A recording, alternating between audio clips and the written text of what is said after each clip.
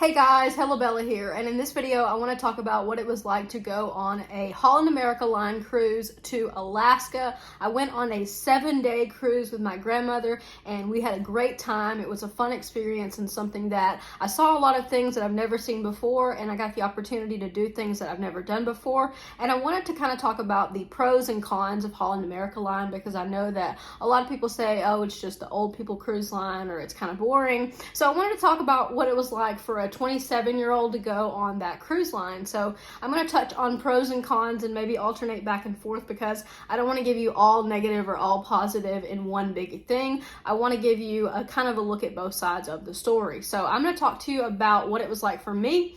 Personally, we had to fly from Alabama into Seattle, which is across the country. So basically we had to, take a flight, and that added money to what the trip cost. Overall, the trip was under $3,000 per person, and that includes the flights, the hotels, the taxis, the food, and then our shore excursions, our tipping, and souvenirs. That is a ballpark estimate, but I know we did not spend over $3,000 per person for 1 week in Alaska. So that's to give you a little bit of an idea about how much it cost. But once again, we did fly into Seattle, and then from Seattle we spent the night at a hotel, and then we got up the next morning and we boarded the ship. I will say that the boarding process was extremely chaotic.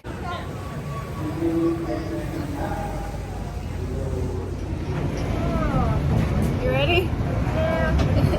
We were the first group to go back on the Eurodam in 2 years. So we were basically their first time in 2 years of doing all of this over again. So I feel like we were the guinea pigs of the season, and it definitely showed. There was a lot of just chaos at the cruise terminal. There was not a lot of communication going on. Everyone in line was asking everyone else, what do I do? What am I supposed to do?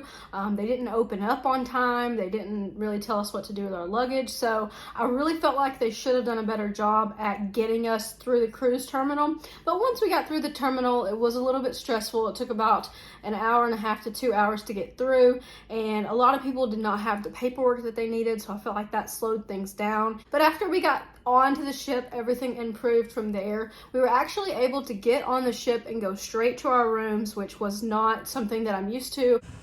Are you stressed? Yes, I am. After all that. It was a little stressful, I will not lie. They're going to be bringing our luggage, and we have a little room outside, so we can go in the little room.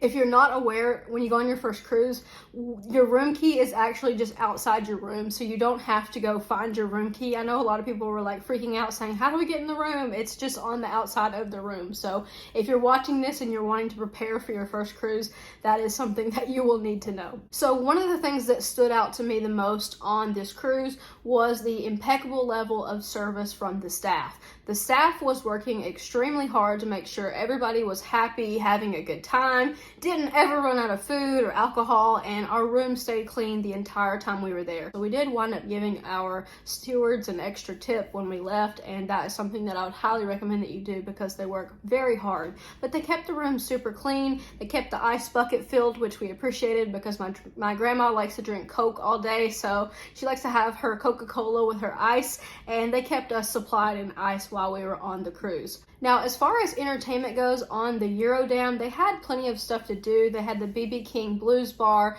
They had the Crow's Nest, which was a coffee shop upstairs, which was also an observation deck, so it was on the top floor. You could actually go out and see like whales as you were going by, and a lot of mornings I would sit up there and just sip coffee and just kind of look out and look at everything.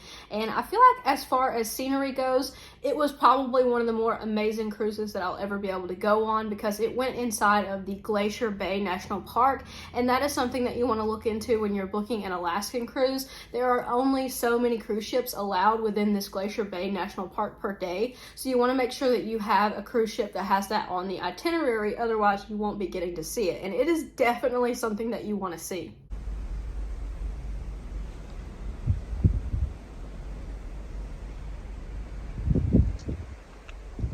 One thing that I didn't like was that our port times were cut extremely short. Some of our port times were only 3 and 4 hours, and it didn't leave a lot of time for us to get off the ship and go explore. I felt like the longer port times would have gave us more opportunity to do things in the town, and instead I just kind of felt like we were rushed, and it felt like almost like they wanted to keep us on the ship longer. And I heard some people speculating that, oh, they want to keep you on the ship so that you'll spend more money, and that does make sense.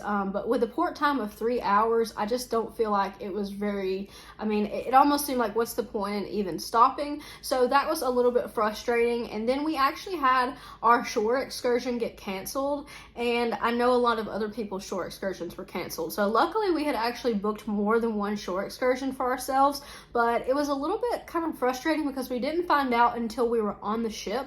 We got a little note in our mailbox, and it told us that our shore excursion had been canceled, and then it said, oh, you're going to be credited on your account. So I waited a day, and of course they don't credit the account. So then I had to go to the shore excursions desk and explain what had happened, and then the people who were working the desk didn't really understand what I wanted. I was trying to get them to just add what we had spent on that shore excursion and deduct it from basically our tab. When you're on the ship, you have the Holland America Line Navigator app, and that's going to give you like a running tally of everything that you have spent. So if you are buying anything extra, you'll get a bill for that. It's also going to bill you $15.50 a day per person for basically tips for the staff. So you can prepay that, or you can pay that when you get on the ship. We just went ahead and paid it when we got on the ship, and I think that I had just asked the lady to take it off of that. She did eventually figure out what I was asking for, and I was able to get that shore excursion deducted from my account. So when I got off the ship, I did not have a very big bill at all because we had subtracted those shore excursions. I did wind up booking another shore excursion while I was on the ship to go snorkeling, and that turned out to be one of the coolest parts of my cruise. So if you are thinking about booking a spontaneous shore excursion or something that you just think, I don't know if I would really like to do this, I'm a little bit scared, I'm a little bit nervous, I would say definitely do it because I had such a fun time. We didn't get to snorkel for very long, and we didn't even really see that much, but it was just being able to say, like, I snorkeled in Alaska. Like, that was a pretty cool feeling, and just being able to get to do that with the small group of people that I did it. We were actually all talking afterwards, and we kept running into each other on the ship, and you know, it kind of gave us a bond that no one else on the ship had. So I thought that that was a pretty cool thing that we got to do. Now, speaking of people on the ship, most of the people on the ship are not in their 20s. I know you may find that shocking, but Holland America Line actually caters to a much older crowd. They're not really cheap cruises, and they're not really like party cruises. So I think that one of their demographics is definitely going to be older people. Now, I was traveling with my grandmother, who's obviously a grandmother age. So, I mean, it was fine for us. But if you're looking for like a super fun or party cruise, Holland America Line is not it. There is not anything going on the ship after like 9 or 10 o'clock. There's really few things to do. Personally, I was very tired anyways by that time every single day. But if you're looking for like a party atmosphere, it's really not it. Most of the people on the cruise were like retired age. A lot of them cruise often, and what I found was that yes, there were a lot of older people, but they were all super nice. People talked to me on this cruise so much more than they did on our Carnival cruise. Like, people were more like, they want to get to know you, they want to ask where you're from, you know, what do you do for a living? And I felt it to be like a lot more of a communal experience, where it wasn't so like impersonal like Carnival cruises. Nobody really talks to you. It's kind of like a generational difference, I guess, but I really did enjoy that aspect of getting to talk to people. But at the same time, if you are like super introverted and you don't like talking to people, I think it could be a terrible experience, because there was a lot of times where I was just trying to have some me time, some alone time, and you know, an older couple would come up to me and start talking. So I mean, it's got pros and cons, but you'll definitely not be lonely. I will say that I think I could wholeheartedly go on a Holland America Line cruise by myself and still make friends and still have a really good time.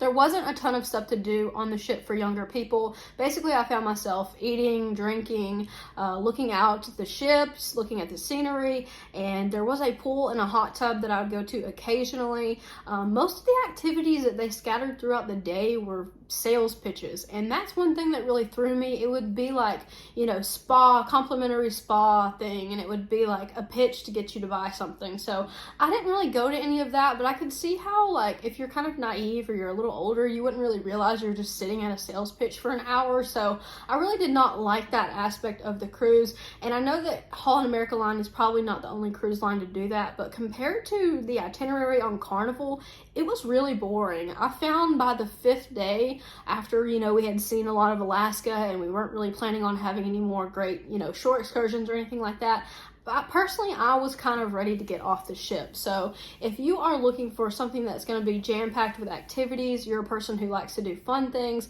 not saying that they don't have any fun things, but just that it's a little bit more relaxed, it's a little bit more low-key. It's going to be more like they're playing classical music, or there was a show that we went to called Humanity, so we got to see like dancers, and they were kind of like a performing arts kind of thing. And then they also had a BBC Earth documentary that was basically a documentary of animals, and then they had live music that played along with it. So we went to that, and of course that's free, so it's not like you have any skin in the game. If you don't enjoy it, you can just get up and leave. But we did go to those things, and I mean, I kind of found them underwhelming. It was more or less just something to do. I remember kind of feeling bored too by like the 4th or 5th day, like feeling like, I don't know, like I'm not very good at relaxing, so it was kind of difficult for me to just let loose, and it was probably really good for me, to be honest with you. Like I said, nobody's really rushing around on Holland America Line, so you don't have to feel pressured to go here and go there, and you don't feel like you're going to miss anything.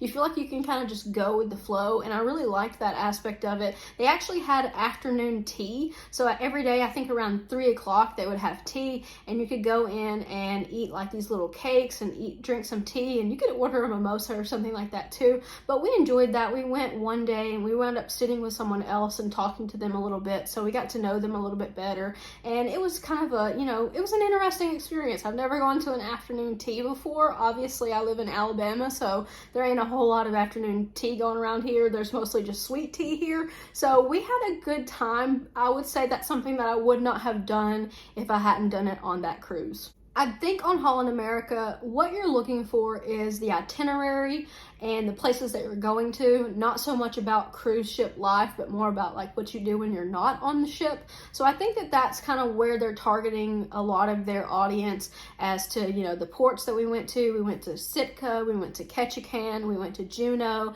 and we went to Victoria.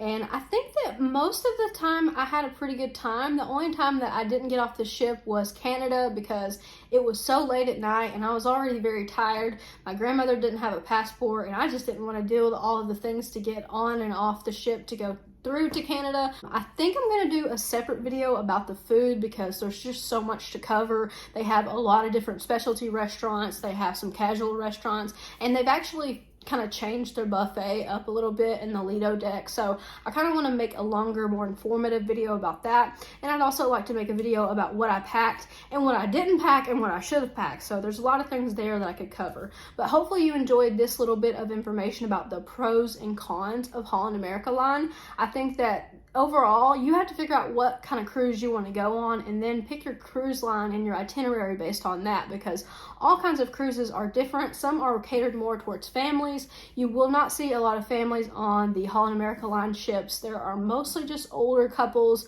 and I saw maybe 3 kids the entire time I was on the cruise, so it was a lot more pleasant. There wasn't a lot of running around and screaming. When I was on Carnival Cruise, kids were literally bumping into you, so that was something that was very annoying. And of course, you know, they get their little sticky hands on everything and they make everything a mess. So I'm not a big fan of kids. If they're not my kid, I don't really want to deal with them. I don't have kids, but I can imagine that if it's your own kid, you may feel differently. But personally, I don't want to be looking at kids while I'm on my vacation, so that was another pro for Holland America Line. I would definitely go on another cruise with Holland America. I think that definitely they're tailored more towards relaxation, more like a luxury classic style cruise, not something that's going to have like partying and water slides and movies and anything like that. So if you're looking for more of that kind of cruise, you might want to go towards a more younger demographic cruise. But if you're looking for kind of like a, I don't know, almost like a scenic cruise, a nature cruise, an educational cruise even, I think Holland America Line Line could be for you. It's a cruise that definitely was not a bad cruise at all. It's something that I'm going to remember forever. My grandmother told me that she wanted to go to Alaska, that was like her dream, to go to Alaska. So just being able to fulfill that for her and be able to kind of say like, oh, you know, we got to do that together, that's something that I'll never forget. So if you're thinking about going on a cruise, I definitely encourage you to do it. Get out there and explore the world. The world is so much bigger than just, you know, in our small town, in our small area. So it's important that you travel and, you know, you have a good time and enjoy your life, because we're not going to be here forever. But anyways, guys, I will wrap this up. I hope that you enjoyed my pros and cons video of Holland America Line. I will catch you guys in the next video. Take care until then.